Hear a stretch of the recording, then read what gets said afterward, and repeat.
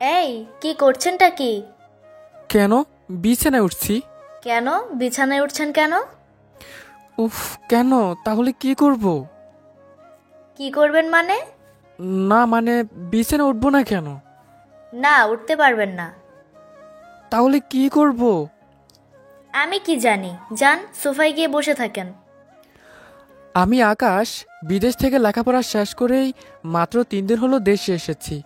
আর এরই মধ্যে আমার জীবনের 12টা বাজিয়ে দিল। কি আর করা, বিয়েটা করতে হলো। মেয়েটার নাম অনামিকা, কিন্তু আমি ভেবেছি ঢং কইরা অনু ডাকবো। কিন্তু মা ভাবে মিলে কেমন বউ এনে দিল আমাকে, বিছানায় উঠতেই দিচ্ছে না। আমি আবার তাসান স্টাইল তো, তাই মেয়েদের সাথে তেমন ইজি ফিল করতে পারি না। কিন্তু বাসর রাতেই আমার সাথে অত্যাচার করা হচ্ছে। না, এটা কিন্তু হবে না। শুনো, এটা বলতেই আমার দিকে গরম চোখে তাকালো। তাই ভয় পেয়ে বললাম, না মানে শুনুন। কি? দেখো, তুমি না, মানে আপনি আমার বিয়ে করা বউ। So what? না মানে একটু বিছানায় উঠি। এটা তো আমারও বিছানা। ভাগ আছে নাকি? ওয়েট ওয়েট, আপনারও ভাগ আছে, রাইট, বাট আপনাকে বিছানায় উঠতে হলে কিছু কাজ করতে হবে। কাজ করতে হবে কেন? আচ্ছা, কি কাজ? আপনাকে কিছু শাস্তি আর জরিমানা দিতে হবে। এহ, হুম, আপনি যদি এইগুলো সঠিকভাবে পালন করেন তাহলেই বিছানায় উঠতে পারবেন। মেয়েটার কথা শুনে মাথা ঘোরাচ্ছে। কি বলে এই মেয়ে? বাসরাতের মতো এমন একটা রাত স্বামীকে সালাম করে আদর করবে কি না, স্বামীর কাছ থেকে জরিমানা নিচ্ছে। এই যে বিড়বিড় করে কি বলছেন? না কিছু না। আচ্ছা, আমার সাথে তো তোমার কোনোদিন কথাই হয়নি, তাহলে শাস্তি আর জরিমানা কিসের? আমি কি করেছি? কি করেছেন শুনবেন? বলো। সরি, বলুন। শুনুন, আমি জীবনে কোনোদিন প্রেম করিনি, কারণ আমি আমার স্বামীর সাথে প্রেম করব বলে। কি যে বলেন না। এই, এত ঢং করতে হবে না। আপনার জন্য সেই স্বপ্ন আমার পূরণ হয়নি।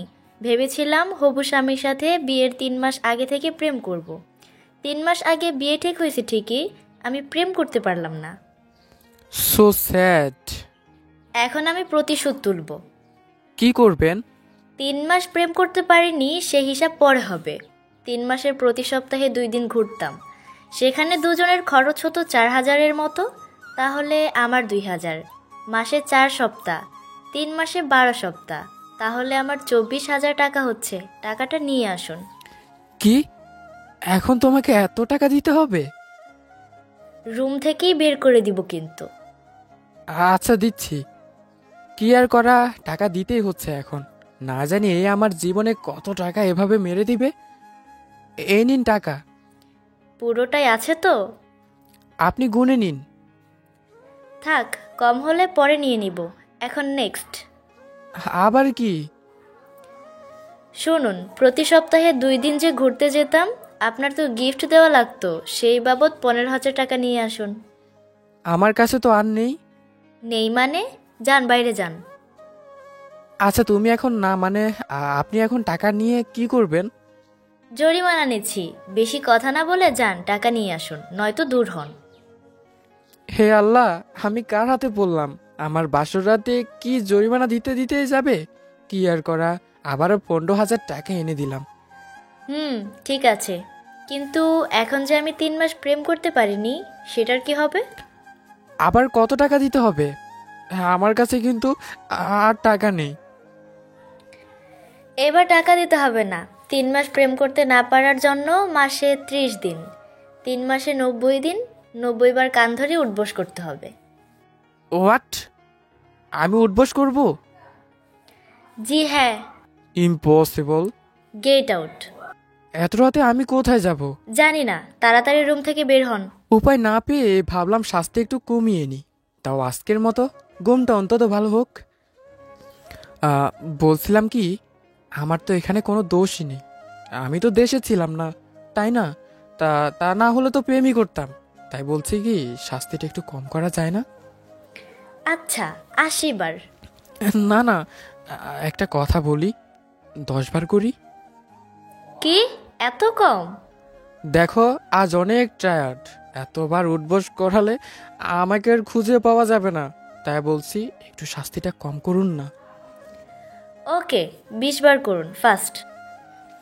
ভাবলাম এবার অনেক কম হয়েছে, ভাগ্যের কি করুণ পরিণতি, বাসরাতে উঠবোস করতে হচ্ছে, জানি না কি পাপ করেছিলাম, এই ভেবে কান ধরতে যাব তখনই শুনুন, বেলকনিতে গিয়ে দেখে আসুন তো চাঁদ উঠেছে কিনা।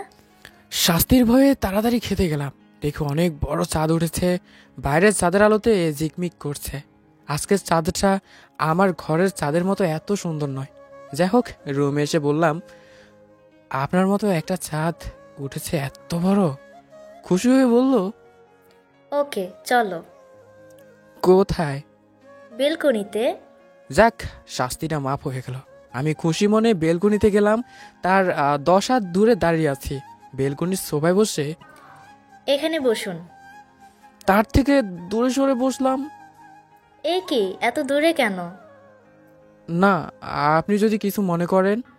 কিছু মনে করব মানে? আমি তোমার বউ না, বুদ্ধু। হুম।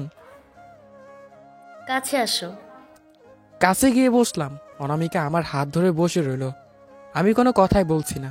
অনামিকা বলল, কিছু বলছো না কেন? আমি আবারও বললাম, কি বলবো?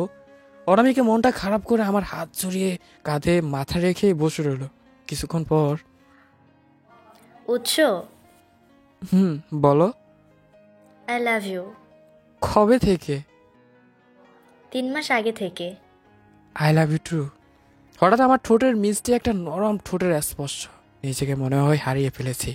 প্রকৃতির সব কিছু যেন থমকে গেছে, কিন্তু আমার মনের ভিতর ঢেউ খেলছে। মধুর সময়টা পার করার পর অনামিকার দিকে তাকালাম। লজ্জায় আমাকে জড়িয়ে ধরে আমার বুকে মুখ লুকালো। চাঁদের জ্যোৎস্নায় ওর মুখের এক পাশটা ঝলমল করছিল। কিছু চুলও ওর কপালটা ঢেকে দিয়ে যাচ্ছে। আমি চুল হাত দিতেই আরো শক্ত করে আমাকে জড়িয়ে ধরলো। আমি ওকে পরম যত্নে আগলে রেখেছি। আমাকে এভাবেই সব সময় আগলে রাখবে তো? হুম। কখনো কষ্ট দিবা না তো? তোমায় কখনো কষ্ট দিব না, খুব ভালোবাসবো। মাঝে মাঝে জরিমানা চাইলে দিবা তো? তখন ওর মুখটা তুলে কপালে একটা আলতো চুমু ওকে দিয়ে বললাম, আচ্ছা দেব। আর কখনো দূরে চলে যাবে না তো? কখনো না? আর এভাবে রাত্রি পেরিয়ে বোর হলো। 1000 বছর বেঁচে থাকুক এমন ভালোবাসাগুলো। আজকের গল্পটি আপনাদের কেমন লেগেছে অবশ্যই কমেন্টস করে জানাবেন। আমাদের সাথে থাকার জন্য অনেক অনেক ধন্যবাদ। আল্লাহ হাফেজ।